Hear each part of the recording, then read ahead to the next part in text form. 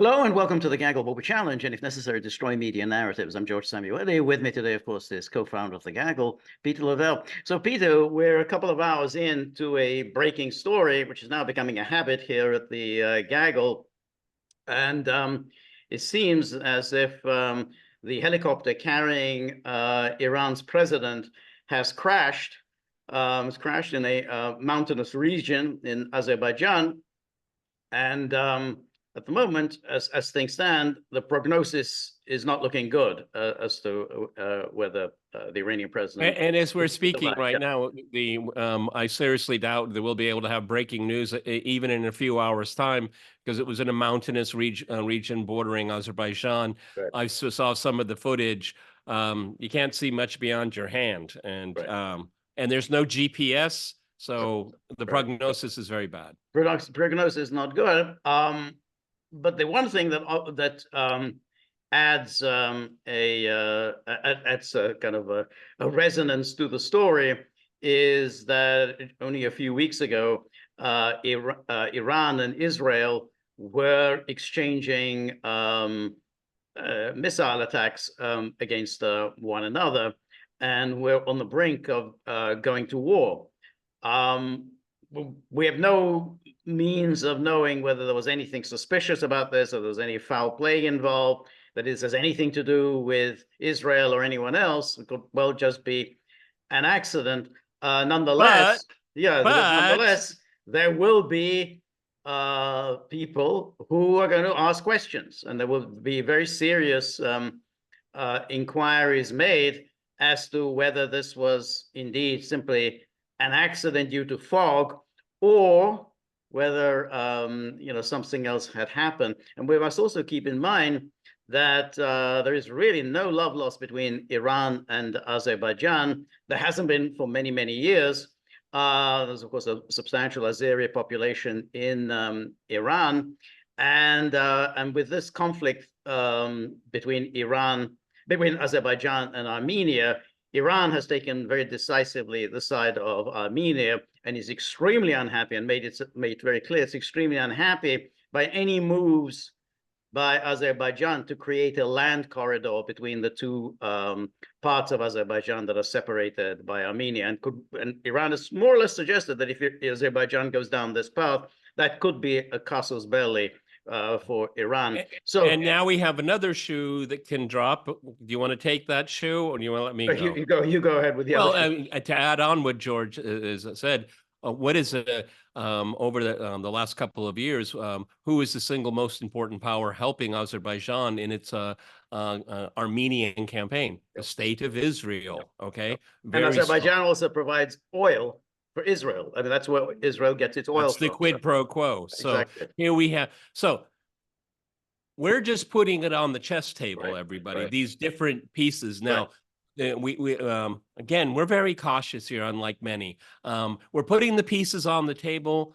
We're identifying rooks and knights and bishops here, but how do they all move? Right. Let's be careful here. But the point is that these are political facts in motion right now. Do they have anything to do with this? I have no idea. George doesn't either. Okay, but many people in the region are going to say this is a rook and this is a bishop and it's moving in this direction. Right. No, I think so. And clearly, in Iran, they're going to actually, go through all the fine tooth comb, all of the evidence to rule out the possibility that some other power may have been involved in this. They're going to make sure, because that's a serious business when a president dies. Well, particularly, George, in violent circumstances. In violent circumstances, and it's extremely well known, the assassination program that Israel has deployed against individuals in Iran, many of them nuclear scientists. I think there's been 5 or 6 cases over the years. There was one that survived. Right.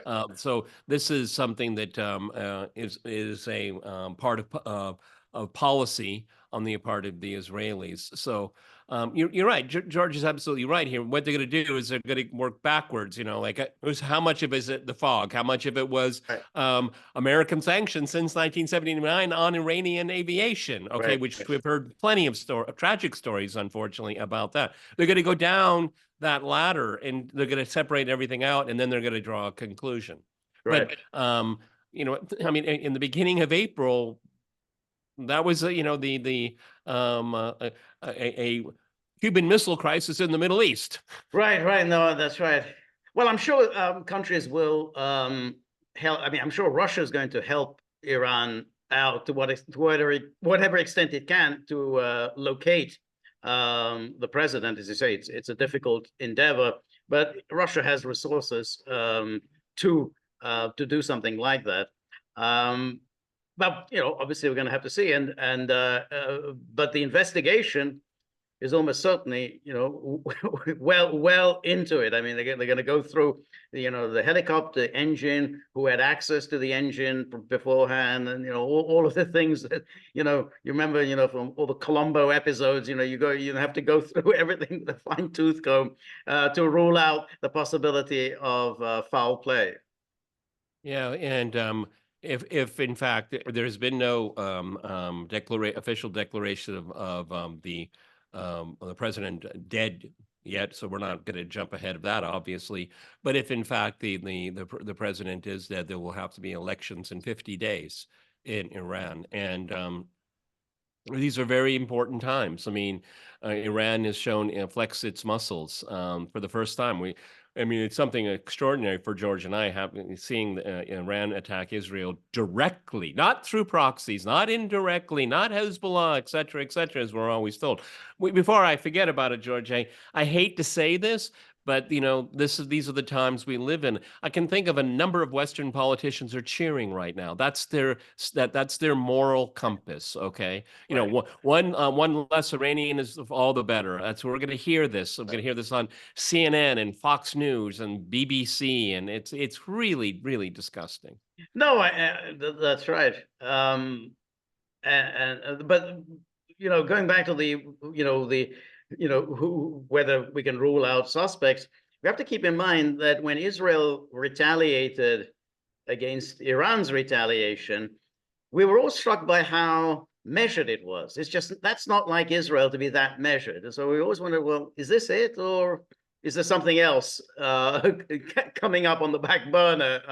Because with Israel, it's never, they don't just let it go. That's not the way they operate. That's such an important point. That maybe that's the most important thing to leave this podcast with, is that different players in this region, this very volatile region, they have different clocks. Everybody has their own clock. Right. Okay, and so I think maybe because of Western sports metaphors or something, like this inning is over, this half is over, the game is over. They always employ these sports metaphors, but there's Iran has its own clock. Israel has its own clock. Israel's is usually really wound up and fast, usually, yes. But not always. No, but they do bide their time. Such a good point. Yeah, no, that's right. I mean, when after the Munich Olympics, they went on a rampage, killing Palestinians left, right, and center. That had nothing to do with nothing to do with the Munich Olympic attacks. But well, it's a Palestinian dead, so that's good in itself. But but basically they got all the wrong people. So yeah, I mean, if I were an Iranian, I would be very suspicious. Again, there'd be no reason for it, but I would automatically be very extremely suspicious. Absolutely. Yeah. Absolutely. And that begs the question what the reaction would be. See, obviously, and we're not positing this as a working theory right now. I am not, George is not. But if you're going to go up the escalation ladder, and this is one of the methods you're going to deploy, it puts Iran, if this situation hypothetically, parenthetically is true, is going to put a very it's going to weigh very heavily on Iran and how, if this were the case, to respond. And Oh, this yeah, is absolutely. exactly That's a very what slick Israeli leadership wants. Yeah, that's exactly right. Exactly. They want Iran to act in a very immoderate, drastic way, because that's the way to drag United States. And it's very personal. See, it's not like, oh, they hit a radar station. Well, a radar station might have a location name, but it's not a person. You can't personify it. But presidents, that's the whole point of The political president, exactly. assassination. That's a more serious issue than General Soleimani, because General Soleimani, though, was obviously a kind of a national hero, he's still just a general. But a president, that's something else entirely. That's the state. That means you're hitting the state when you go after him. So that's a very serious business. You have to say, I'm asking, well, what's the motive for it? Why hit why a president? Because the Iranian president is not, he's not that important within the state. Well, you do it as a demonstration. Hey, we can do this. Exactly. That's it. You don't do it not because you're going to get any strategic advantage out of it, but just to demonstrate, yeah, we can do this. So you're warned. Yes, and particularly we can do this if you want to cross your international border. Okay, no level of security is going to save you. Hypothetically, this would be the message that would be sent here. It's early hours and all of this. Again, right before George and I convened, I was looking at news reports. I mean, that fog is really, really thick, and apparently, any kind of GPS connection has been severed. So if you don't have any eyes in the sky, this is like, it's like walking around blind, quite literally. So we'll leave it at that. I'll be very curious. George and I will take a look at this podcast maybe in a few days or so and see if we connected any dots correctly or not, because we're dealing with exactly. thin rule But here. but we're not getting ahead of anything. We're just simply putting out possibilities, possible theories. We can't rule anything out, and we can't rule anything in. I mean, that's basically All righty. This is Sunday. That means George's live stream is coming up on Tuesday. I'm sure he'll be talking about this, maybe talking about what we just talked about. Okay. Yeah, Tuesday, 3 p.m. Eastern time. Please join me. Come with comments, criticisms, ideas, suggestions, opinions.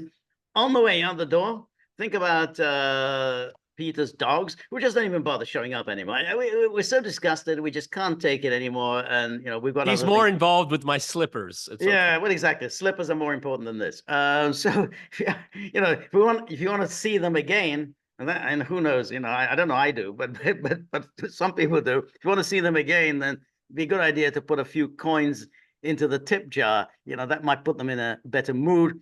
So we're very grateful for all of your help, friendship, and support. The more you're able to donate, the more of these videos we can make, the more we can work on the technology, and above all, the more likely it is that we're going to see Johnny Apple again. So remember, if you like the gaggle, please like, share, and subscribe. See you soon. Bye.